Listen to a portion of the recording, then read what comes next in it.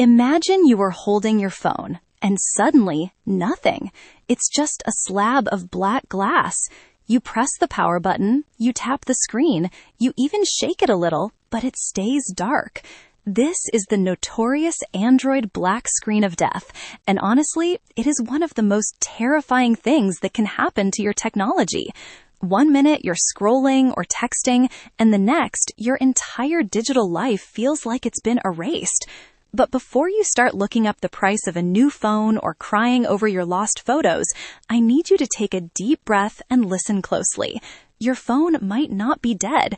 In fact, there is a very high chance we can bring it back to life right now, in your own home, without spending a single dollar. We are going to walk through every single proven method to fix this, starting from the simplest 5-second tricks to the deeper system rescues. The first thing you need to understand is why this happens. It isn't always a broken screen. Sometimes the Android operating system just gets confused. It's like the brain of the phone froze mid-thought and forgot how to turn the lights on. Other times, it's a rogue app that has crashed so hard it's paralyzed the entire display. We are going to start with the most common fix, which is the force restart. This is different from just turning it off and on. We need to physically simulate pulling the battery out, even if your phone is sealed shut. To do this, I want you to find the power button and the volume down button. Press them both at the exact same time and hold them. Do not let go. You might be tempted to stop after 5 seconds, but I want you to keep holding for at least 15 to 20 seconds.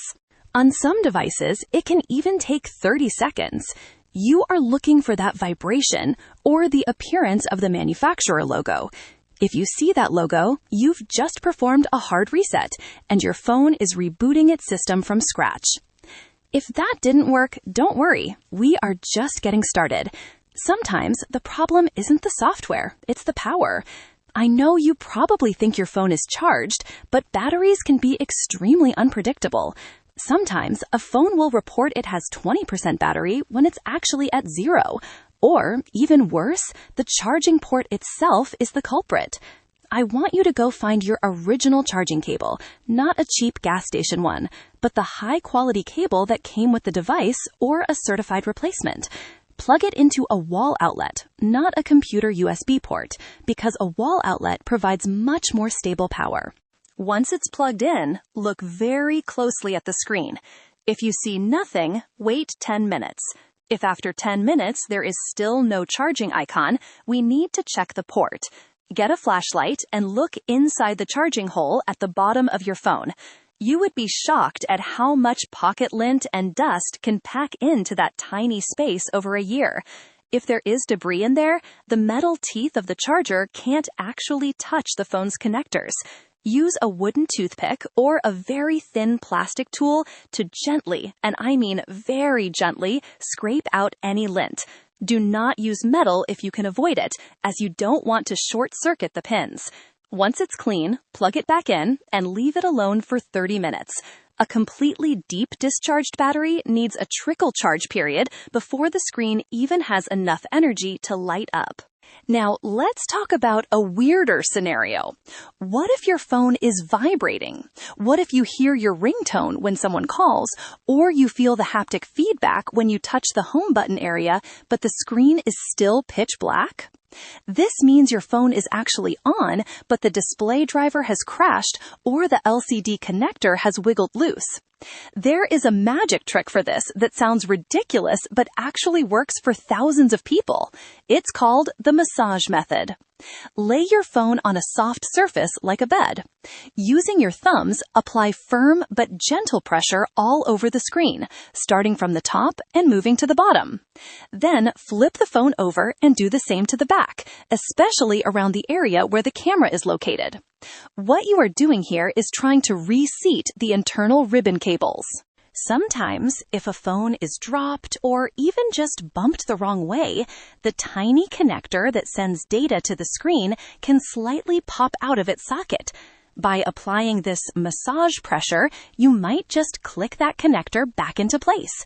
After you've done this, try the power and volume down hold again. If the screen is still black, we have to go backstage into the Android system. We are going to try to enter recovery mode.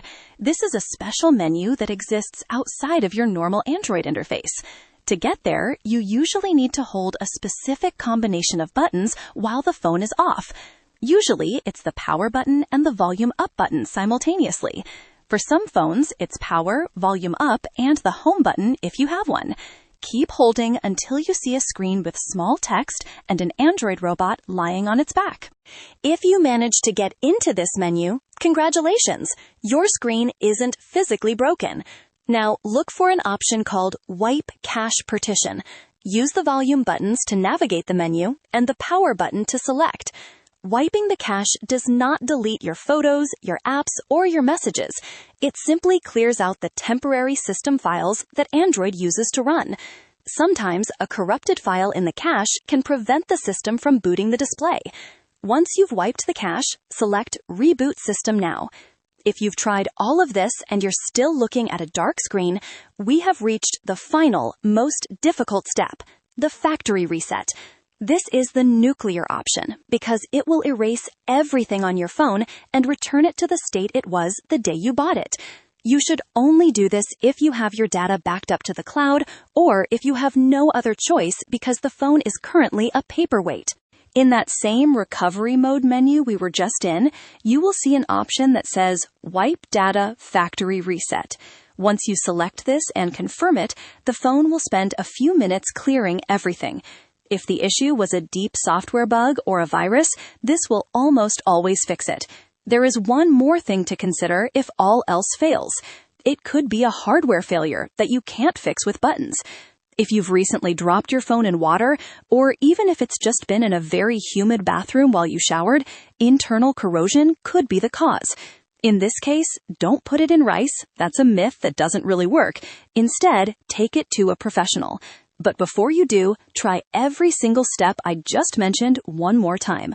Sometimes it's the second or third attempt at a force restart that finally kicks the processor back into gear. Fixing the black screen of death is mostly about patience and persistence. It's about not giving up after the first try. These devices are incredibly complex, but they are also designed to be resilient. Most of the time, the death is just a very deep sleep. If you manage to get your screen back on, I want you to do two things immediately. First, back up every single photo and contact to your Google account or a computer. Second, check for a system update. Manufacturers often release patches specifically to fix these types of display crashes. I know how stressful it is when your technology fails you, but hopefully, by following these steps, you've just saved yourself hundreds of dollars and a whole lot of heartbreak. Your phone is your connection to the world, and now that it's back, you can get back to what matters. Stay calm, keep your ports clean, and always remember the power of a long press on those side buttons. You've got this.